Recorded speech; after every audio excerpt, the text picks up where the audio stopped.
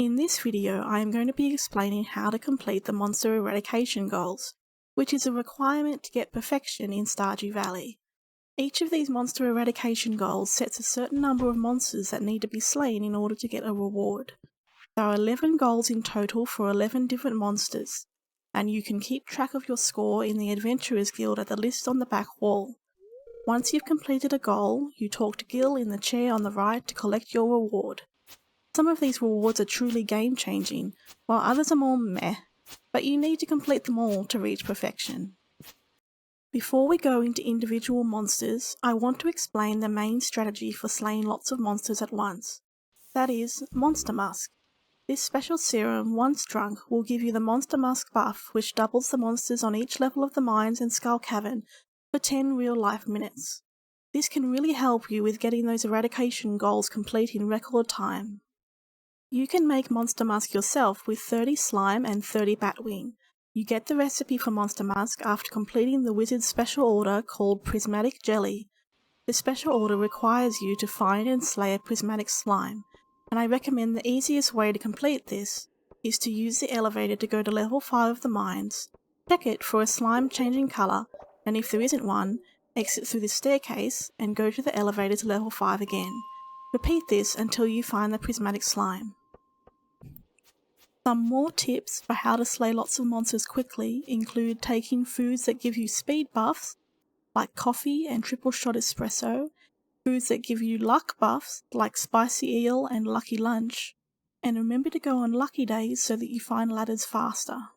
The first monster eradication goal is, in my opinion, the most important goal to complete: 1,000 slimes. The trick with defeating slimes is to corner them against a wall or some rocks, so that you can hit them again and again without them being able to jump at you. If there's no easy way to corner them, just keep moving around in a circle, for example, so that they can't lock onto your position long enough to aim correctly at you with their jumps. Now, the trick to completing the slime eradication goal is to take your best weapon and repeat floors 5 to 10 of the mines, slaying all the slimes you come across. The slimes on those floors are weak, and will only take one hit to slay with a strong enough weapon, and there aren't many other monsters on those floors to take up your time. Combine that with Monster Musk, and you can slay 1,000 slimes within an in-game week. Remember to save the slime you gather to make more Monster Musk, and note that slaying giant slimes, and the slimes in the slime hutch, do not count towards this goal. The reward for this goal is what makes it the most important to complete: the Slime Charmer ring, which makes you immune to slimes. Any slime you come across will still try to slay you, but you can pretend they're not there, as they won't be able to hurt you at all. I always try to get this ring before going to Skull Cavern or Ginger Island. The next goal is Void Spirits.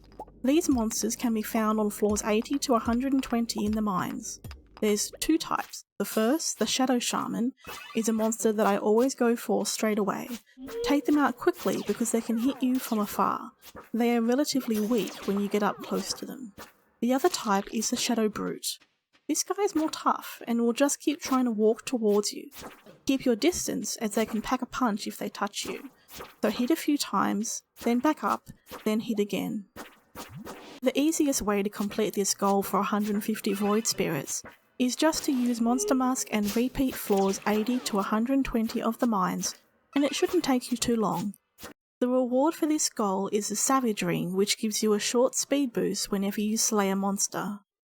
The next goal is to slay 200 bats. There are 6 different types of bats, and any of them count towards the eradication goal. My only tip for these are to hit them before they reach you. If you hit them too late, they'll hit you instead. This takes a little practice, but you'll get the hang of it. For the eradication goal, I think the easiest of them to focus on is the frost bats on levels 40 to 80 of the mines. They're pretty consistent, you'll find them coming at you fairly often, and they're easy to slay once you have a good weapon. Again, use Monster Musk for them, and if you get the fog appearing, hang around and slay all the bats that approach. Completing this goal can take a little while, as it is a bit random when the bats will appear, but Monster Musk will be a big help. And remember to save those bat wings to make more Monster Musk. The reward for this goal is the Vampire Ring, which helps you gain a little health when you slay a monster.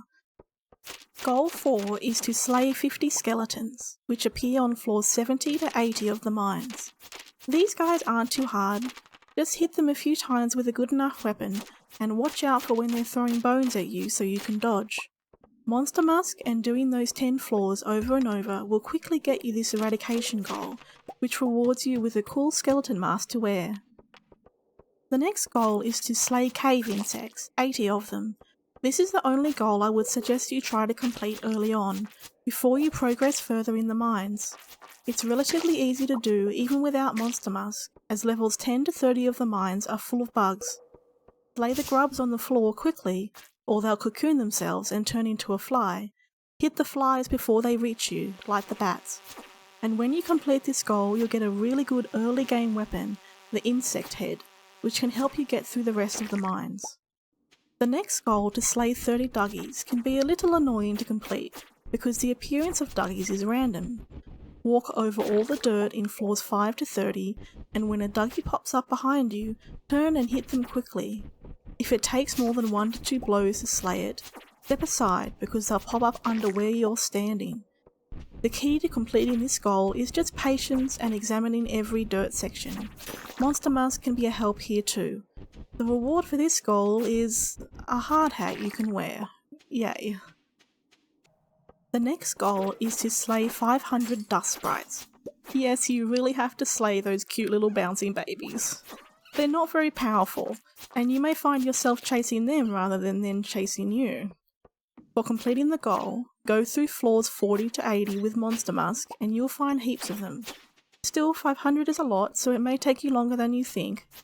The reward for completing this goal is the very useful Burglar's Ring, which makes monsters have a greater chance of dropping loot when slain, so this might be a goal you'll want to focus on fairly early. Rock crabs. This is the most annoying goal in my opinion.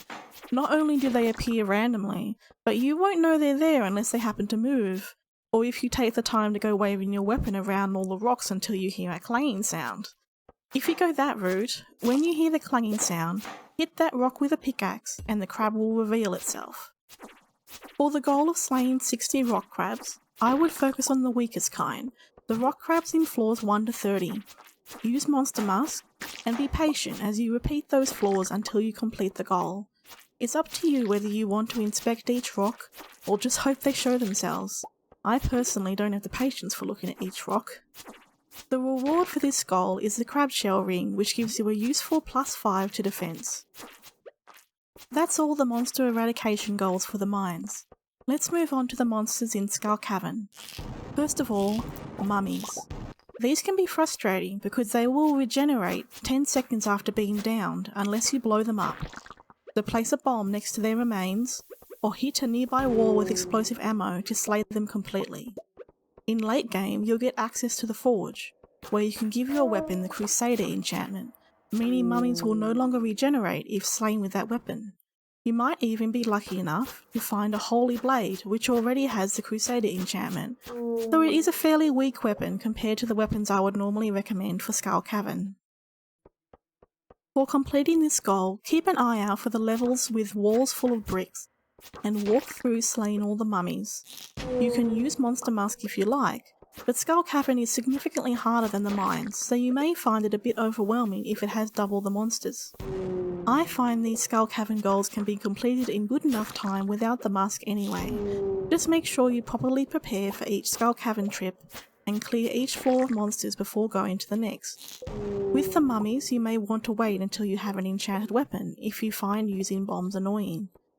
The reward for slaying 100 mummies is an arcane hat, which looks cool I guess. Next, slaying 50 pepper wrecks. These monsters can look intimidating, but they have a trick to them.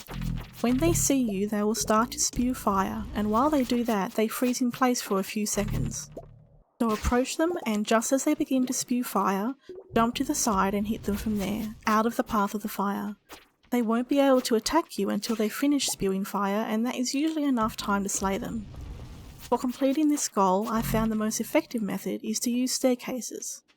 If you didn't know, you can replicate jades in crystallariums and then trade them for staircases at the Desert Trader on Sundays.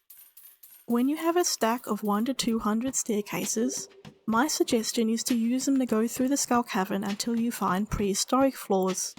Ignore every other level and just use another staircase to go down. The prehistoric floors are a contrasting green and are usually full of pepperexes for you to slay. I can usually find 2 to 3 prehistoric floors in 200 levels of Skull Cavern. If you're lucky enough, it may only take one trip like this to complete this goal. The reward is a knight's helmet. The next goal is to slay 250 of the infamous Serpents. These monsters are the stuff of nightmares for many Stardew players. Why? They're quick, they pack a punch, and if you're truly unlucky they can swarm you. The trick to slaying these monsters is timing your weapon swings. You can hit them before you think you can. Don't let them reach you. Hit them when they're about a player length away from you. Do this a few times and you should be able to slay them. If you have a really good weapon like the Infinity Blade, this might only take one hit. All I suggest for achieving this goal is going to the Skull Cavern a lot and clearing each floor of monsters before going to the next. You can use Monster Musk if you're brave or in a hurry, but that may backfire if they swarm you. The reward for this goal is a fan favourite, the Napalm Ring. When wearing this ring, any monster you defeat will explode, blowing up rocks around you without hurting you. The explosion will also slay any downed nearby mummies, which is awesome. So despite how daunting this goal can be for some players, the reward is more than worth it, so give it a try. The last Monster Eradication Goal is for Ginger Island's Volcano Dungeon. For this you have to slay 150 Magma Sprites. These are the endgame monsters of your nightmares. Many a gamer has fallen to them. They often hover out of reach, then dart at you quickly, giving you a real hit to your health before circling around to do it again. All while you're trying to dodge the other monsters in the dungeon too. Remember that the Slime Charmer's ring, which you get for slaying 1000 slimes, would be very useful here. My tips for slaying these monsters is to keep a careful eye out for them, and dodge when they dart at you, or hit them back with your weapon before they reach you. If you get the chance, chase them so you can hit them when they're running from you. It would likely take you time to slay 150 of them, but by the end of it you'll have improved immensely at dealing with them. Remember that the more powerful weapons will make this a lot easier. Remember that Monster Musk doesn't work in the Volcano Dungeon, which is honestly probably a good thing. The reward for defeating 150 Magma Sprites is Marlon's phone number. This may seem weird at first, but its purpose is to save you time. You no longer have to walk all the way up to the Adventurers Guild if you pass out and need to ask Marlon to retrieve something you lost. You can just call him from your home, assuming you have a phone of course. That is all 11 of the Monster Eradication Goals. When you've completed them all, you'll be one step closer to getting the endgame goal of perfection. It may seem like a big job, but hopefully you'll find it fun, and time will fly by quicker than you expect. If you found this video helpful, please consider liking and subscribing, and keep an eye out for other Perfection Guide videos of mine, which I will link in the description.